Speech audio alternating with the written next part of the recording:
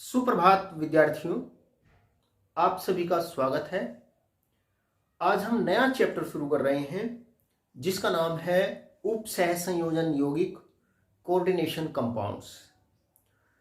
बड़ा ही important chapter और बड़ा ही आसान चैप्टर है।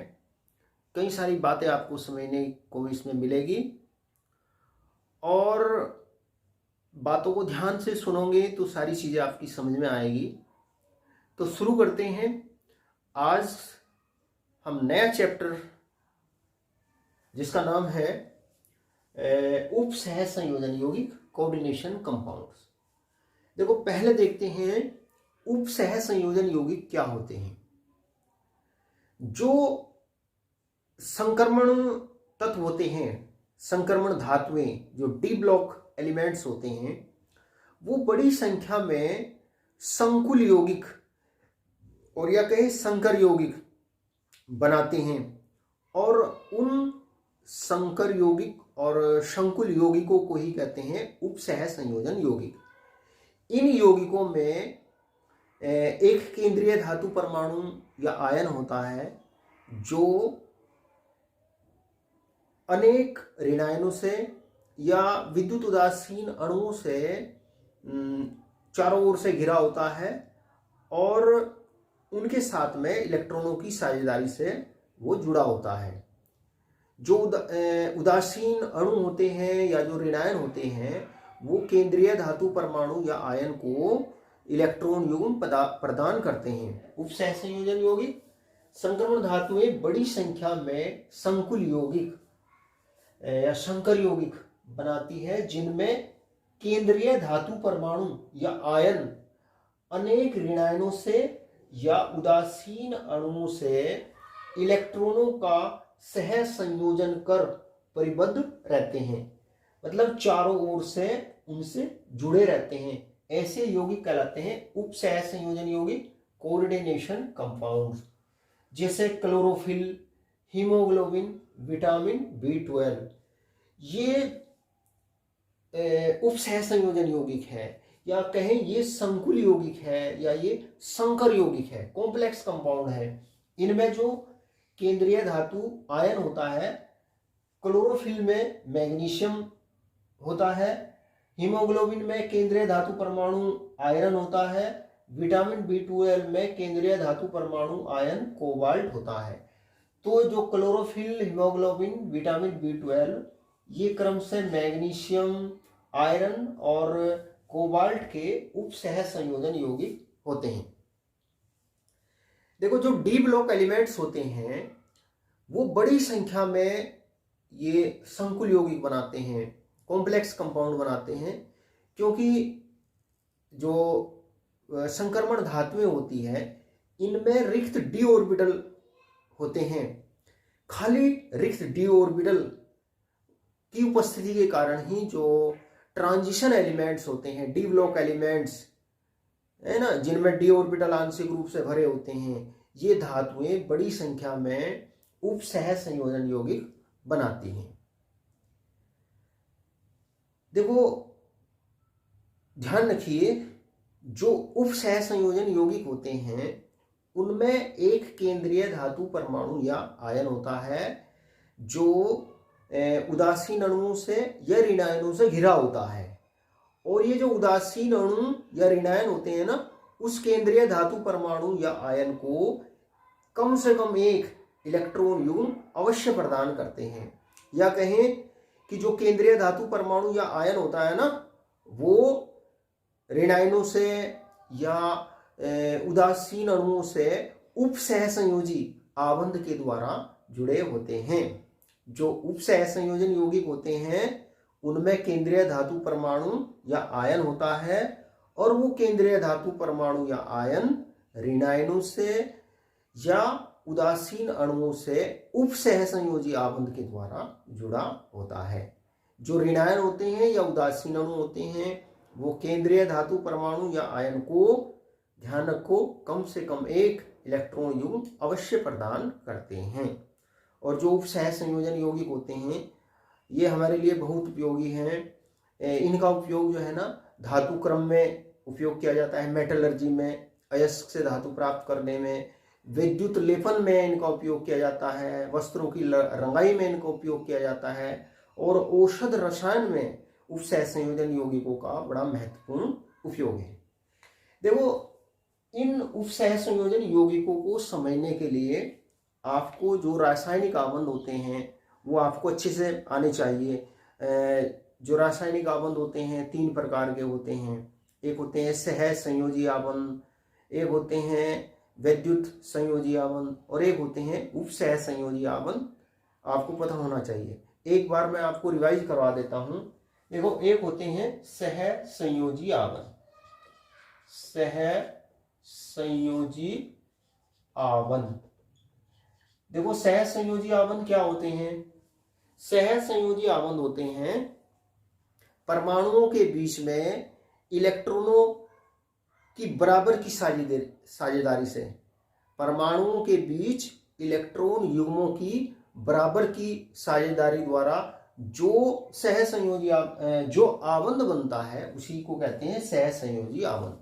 जैसे क्लोरीन है, क्लोरीन का परमाणु क्रमांक होता है 17, इलेक्ट्रॉनिक विन्यास 2, 8, 7। बाह्य कोश में कितने इलेक्ट्रॉन होते हैं? 7 इलेक्ट्रॉन होते हैं। इसके बाह्य कोश में कितने इलेक्ट्रॉन हैं? 7 इलेक्ट्रॉन को हमने ये 7 बिंदुओं द्वारा प्रदर्शित कर दिया, है ना। देखो, जो Cl2 का अणु होता है ना, Cl2 अणु, क्लोरीन का जो अणु होता है उसमें 2 क्लोरीन परमाणु आपस में जुड़े होते हैं और वो आपस में सहसंयोजी आबंध के द्वारा जुड़े होते हैं। कैसे बनाते हैं सहसंयोजी आबंध? देखो, एक क्लोरीन तो ये हो गया क्लोरीन अणु, एक क्लोरीन अणु ये हो गया। मान लो इसके बाह्य कोश के इलेक्ट्रॉन को हम क्रॉस के द्वारा प्रदर्शित कर रहे हैं, है ना। तो जब ये 2 क्लोरीन परमाणु आपस में मिलते हैं ना, है ना, इसके इलेक्ट्रॉनों को यहां बना लीजिए। ये एक एक सिंगल इलेक्ट्रॉन यहां बनाइए। देखो, जब 2 क्लोरीन परमाणु आपस में मिलते हैं तो देखो, इसको, इन दोनों को अपना अष्टक प्राप्त करने के लिए एक एक इलेक्ट्रॉन चाहिए। तो जब ये दोनों आपस में मिलते हैं तो ये दोनों आपस में एक एक इलेक्ट्रॉन की साझेदारी कर लेते हैं। ये है वो साझे का इलेक्ट्रॉन युग्म, ये साझे का इलेक्ट्रॉन युग्म, है ना। ये इस प्रकार से ये साझे का इलेक्ट्रॉन युग्म बन गया। और ये जो साझे का इलेक्ट्रॉन युग्म होता है ना, ये दोनों परमाणुओं के नाभिकों को परस्पर ये जोड़ देता है ना। साझे का एक इलेक्ट्रॉन युग्म का मतलब एक सहसंयोजी आबंध बनता है। ये Cl है ना। ये दोनों परमाणु आपस में एक इलेक्ट्रॉन युग्म की साझेदारी से जुड़ जाते हैं, है ना। तो ये एक रेखा का मतलब है कि इनके बीच में एक इलेक्ट्रॉन युग्म की साझेदारी है, एक इलेक्ट्रॉन के जोड़े की साझेदारी है, जिसमें दोनों परमाणु बराबर की साझेदारी करते हैं। ये ध्यान रखो, जो सहसंयोजी आबंध होता है ना, उसमें परमाणु एक दूसरे से इलेक्ट्रॉनों की बराबर की साझेदारी से जुड़े होते हैं। तो ये तो बात हुई सहसंयोजी आबंध, यानी कि परमाणुओं के बीच में इलेक्ट्रॉनों की बराबर की साझेदारी से जो आबंध बनता है उसे ही बोलते हैं सहसंयोजी आबंध। तो ये एक ध्यान रखो, ये आपने पहले भी पढ़ा है, केवल मैं आपको रिमाइंड करा रहा हूं। सहसंयोजी आबंध ये हो गया। एक होता है वैद्युत संयोजी आबंध, वैद्युत संयोजी आबंध। देखो, आपको पता है कि सभी तत्वों में अपने निकटतम जो अक्रिय गैस होती है उस जैसा अस्थायी इलेक्ट्रॉनिक विन्यास प्राप्त करने की प्रवृत्ति होती है, और इस प्रवृत्ति के कारण ही परमाणु एक दूसरे के साथ में रासायनिक अभिक्रिया करते हैं और विभिन्न प्रकार के रासायनिक आबंध बनाते हैं। देखो, अब बात करते हैं वैद्युत संयोजी आबंध की। वैद्युत संयोजी आबंध होता है परमाणुओं के बीच में इलेक्ट्रॉनों के स्थानांतरण द्वारा जो आबंध बनता है वही कहलाता है वैद्युत संयोजी आबंध। जैसे ये सोडियम क्लोराइड है NaCl, नमक, ये देखो NaCl कैसे बनता है। देखो Na, इसमें एक तो Na परमाणु, एक Cl परमाणु, आपस में मिलकर के NaCl बनाते हैं और ये एक आयनिक यौगिक होता है। Na के ऊपर धनावेश, Cl के ऊपर ऋणावेश। देखो क्लोरीन का परमाणु क्रमांक 17, इसका इलेक्ट्रॉनिक विन्यास हमने लिख दिया सरल इलेक्ट्रॉनिक विन्यास। क्लोरीन का सरल इलेक्ट्रॉनिक विन्यास 287। देखो इसको अपना अष्टक प्राप्त करने के लिए ये अपना अष्टक ऑक्टेट कॉन्फ़िगरेशन, अष्टक सभी तत्वों में अष्टक विन्यास प्राप्त करने की प्रवृत्ति होती है। तो यह अष्टक विन्यास कैसे प्राप्त कर सकता है? एक इलेक्ट्रॉन त्याग करके। और यह अष्टक विन्यास कैसे प्राप्त कर सकता है? आसानी से एक इलेक्ट्रॉन ग्रहण करके। तो जब ये दोनों परमाणु आपस में मिलते हैं ना, देखो ये Na और ये Cl, तो बाह्य कोश का जो इलेक्ट्रॉन है इसे हम क्रॉस के द्वारा प्रदर्शित करिए, क्रॉस या डॉट के द्वारा प्रदर्शित कर सकते हैं, है ना। दोनों के अलग अलग कर लीजिए ताकि समझने में आसानी रहे। तो जब ये देखो इसका विन्यास क्या है? 281, इसका 287। तो जब दो परमाणु एक Na एक Cl आपस में मिलते हैं तो ये एक इलेक्ट्रॉन अपना इसको दे देता है, तो एक इसको दे देता है, तो ये इस जितने इलेक्ट्रॉन देता है इस पर इतना धनावेश आ गया, है ना। इसका जो विन्यास होगा 28 होगा। और Cl के ऊपर 1 यूनिट का ऋणावेश आ जाता है क्योंकि ये एक इलेक्ट्रॉन ग्रहण कर लेता है।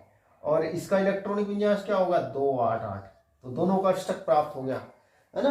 अब ये जो विपरीत आवेशित आयन बन गए, और ये जो विपरीत आवेशित आयन होते हैं ना, ये परस्पर स्थिर वैद्युत बलों के द्वारा बंध जाते हैं। और इन स्थिर वैद्युत बलों को ही जो विपरीत आवेशित आयनों को परस्पर बांधे रखते हैं, इन्हीं बलों को कहते हैं वैद्युत संयोजी आवन। तो कब बनते हैं? जब इलेक्ट्रॉनों का स्थानांतरण होता है।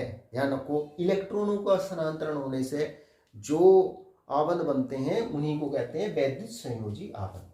अच्छा, अब एक आबंध और जिसका इस चैप्टर में बार बार जिक्र होगा उसका नाम है उपसह संयोजी आबंध।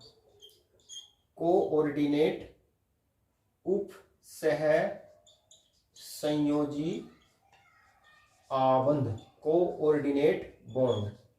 देखो उपसह संयोजी आबंध कहते हैं, देखो होता ये भी एक सहसंयोजी आबंध ही है। सहसंयोजी आबंध में इलेक्ट्रॉनों की साझेदारी होती है और इलेक्ट्रॉनों की बराबर की साझेदारी होती है।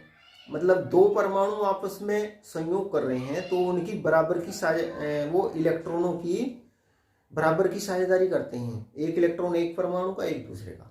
लेकिन जो उपसह संयोजी आबंध होता है ना, उसमें साझे के जो दोनों इलेक्ट्रॉन होते हैं वो केवल एक ही परमाणु द्वारा प्रदान किए जाते हैं। भाई यही फर्क है सहसंयोजी आबंध में और उपसह संयोजी आबंध में।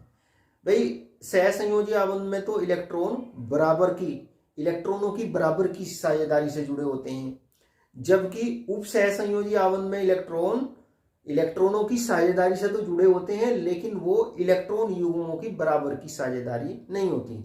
साझे के लिए जो इलेक्ट्रॉन युग्म होता है ना, वो केवल एक परमाणु ही प्रदान करता है। जैसे इस आयन में देखते हैं हम, ये अमोनियम आयन है, अमोनियम आयन ये एक इस आयन में उपसह संयोजी आबंध होता है। देखो ये आयन कैसे बनता है? अमोनियम जो अमोनिया अणु होता है, और जब अमोनिया अणु हाइड्रोजन आयन के साथ में मिलता है ना, अमोनिया अणु हाइड्रोजन आयन के साथ में मिलकर के ये बनाता है अमोनियम आयन। NH4 के ऊपर पॉजिटिव चार्ज, ये बनाता है अमोनियम आयन। देखो कैसे बनता है।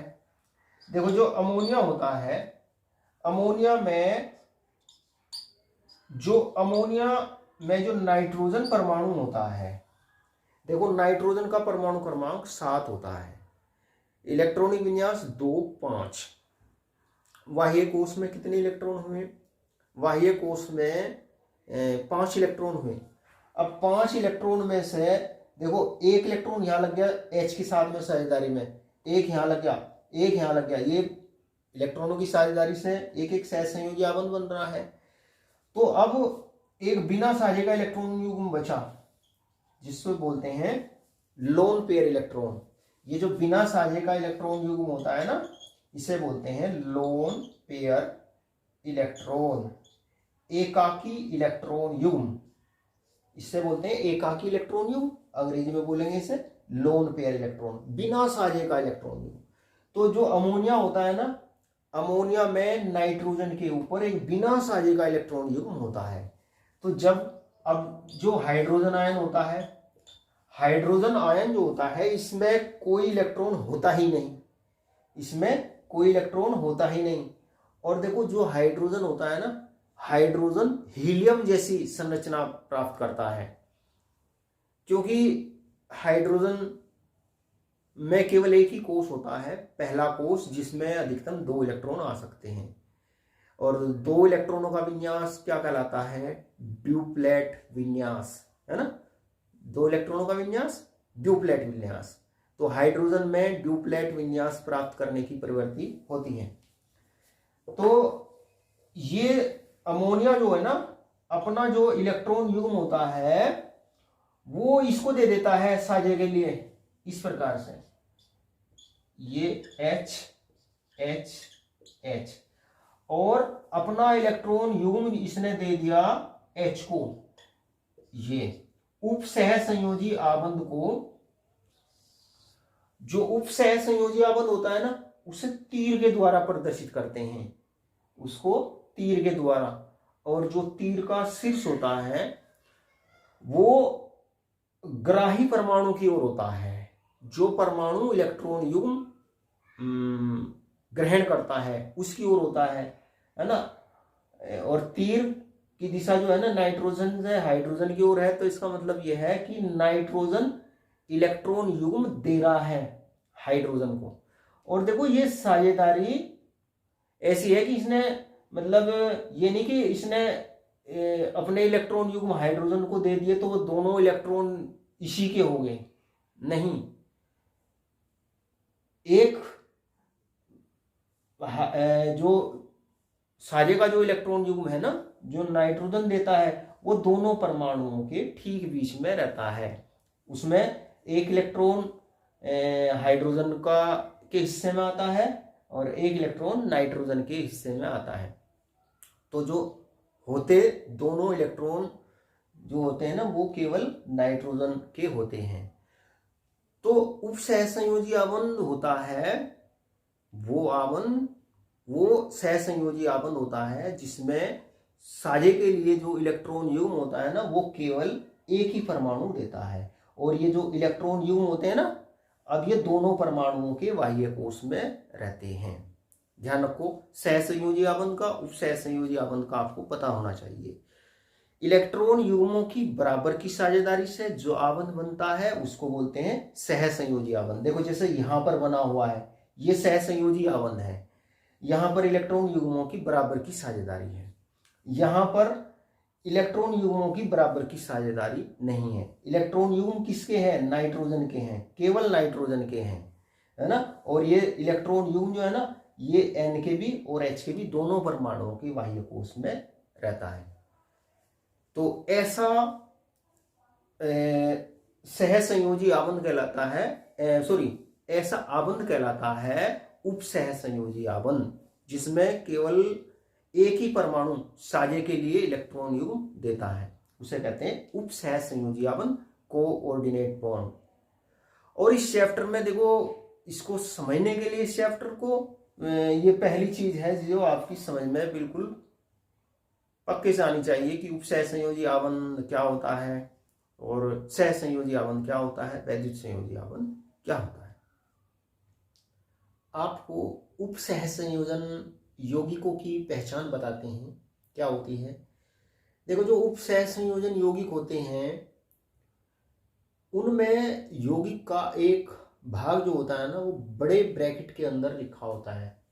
अगर संरचना सूत्र आपको दिया हुआ है तो आप उसको देखकर बता सकते हैं कि ये उपसहसंयोजन यौगिक है कि नहीं। जैसे K4FeCN6, ये एक उपसहसंयोजन यौगिक है। जैसे CuNH3 का 4 SO4 ये एक उपसह संयोजन यौगिक है।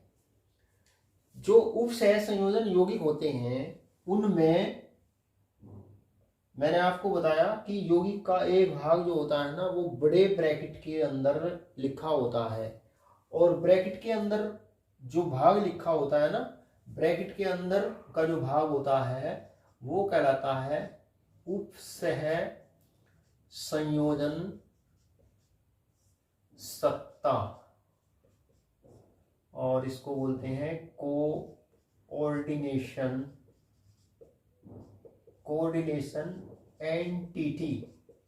एंटिटी, और इसको समन्वय सत्ता भी कहते हैं।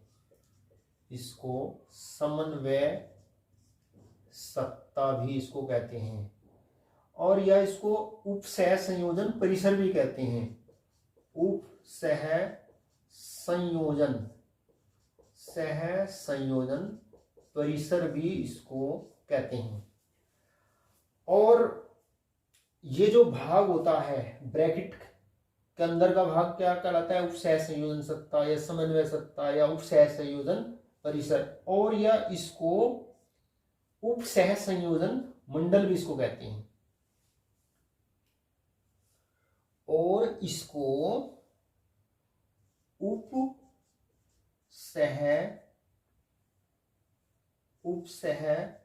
संयोजन मंडल भी इसको कहते हैं। अब देखो कई सारे नाम इसके हो गए।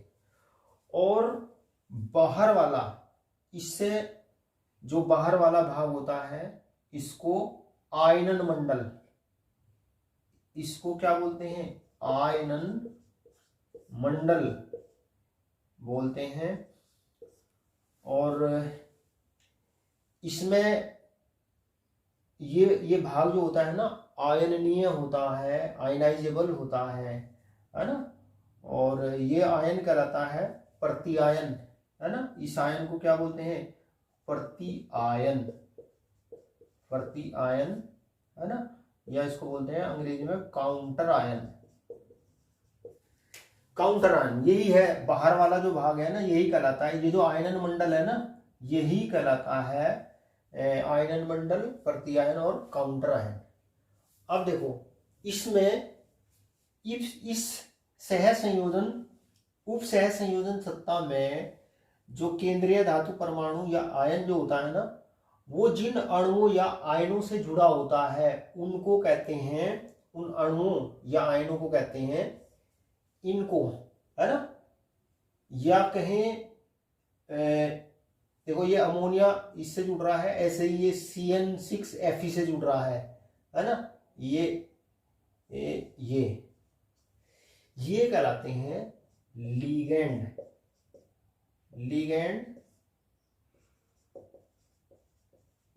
या इनको बोलते हैं संलग्नी, इनको बोलते हैं लीगेंड या संलग्नी। और ये जो लीगेंड या संलग्नी होते हैं ना, देखो मैंने आपको अब तक ये बताया है, इसमें जो उपसह संयोजन यौगिक होते हैं, उपसह संयोजन यौगिक में यौगिक का जो भाग ब्रैकेट में लिखा होता है उसको बोलते हैं उपसह संयोजन सत्ता, कोऑर्डिनेशन एंटिटी, और या समन्वय सत्ता, या इसको बोलते हैं उपसह संयोजन परिसर, या इसको बोलते हैं उपसह संयोजन मंडल। और इससे बाहर कहलाता है ये आयनन मंडल, और इसको बोलते हैं प्रति आयन, या इसको बोलते हैं काउंटर आयन। उपसह संयोजन मंडल में या जो कोऑर्डिनेशन एंटिटी है, इसमें जो केंद्रीय धातु परमाणु, ये है केंद्रीय धातु परमाणु, ये क्या है? ये है इसके अंदर, ये कहलाता है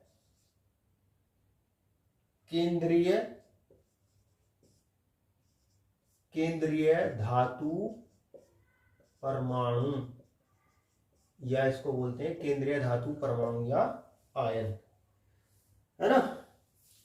ये जो केंद्रीय धातु परमाणु या आयन होता है, देखो इसमें ये है Cu, इसमें Fe है केंद्रीय धातु परमाणु या आयन। ये जो केंद्रीय धातु परमाणु आयन होता है ना, ये लिगैंड के साथ में उपसह संयोजी आबंधों के द्वारा जुड़ा होता है। जैसे अगर इसकी बात करें ना, तो इसमें Cu इस प्रकार से NH3 NH3 NH3 NH3, है ना, ये इस प्रकार से है। और इसके ऊपर 2 यूनिट पॉजिटिव चार्ज और सल्फेट आयन इसके बाहर होता है। सल्फेट आयन पर 2 यूनिट नेगेटिव चार्ज होता है। तो केंद्रीय धातु परमाणु या आयन जिन उदासीन अणुओं या आयनों से जुड़ा होता है उप सहसंयोजी आबंध के द्वारा, ये जो ये कहलाते हैं उदासीन अणु, ये कहलाते हैं लिगेंड या संलग्नी। जो लिगेंड या संलग्नी होते हैं ना, वो केंद्रीय धातु परमाणु या आयन को कम से कम 1 इलेक्ट्रॉन युग्म अवश्य प्रदान करते हैं। तो ये मैंने आपको बताया, जो उपसह संयोजन यौगिक होते हैं उनमें केंद्रीय धातु परमाणु क्या होता है, उपसह संयोजन मंडल क्या होता है, आयनन मंडल क्या होता है। तो आज के पीरियड में इतना ही। थैंक यू, नमस्कार।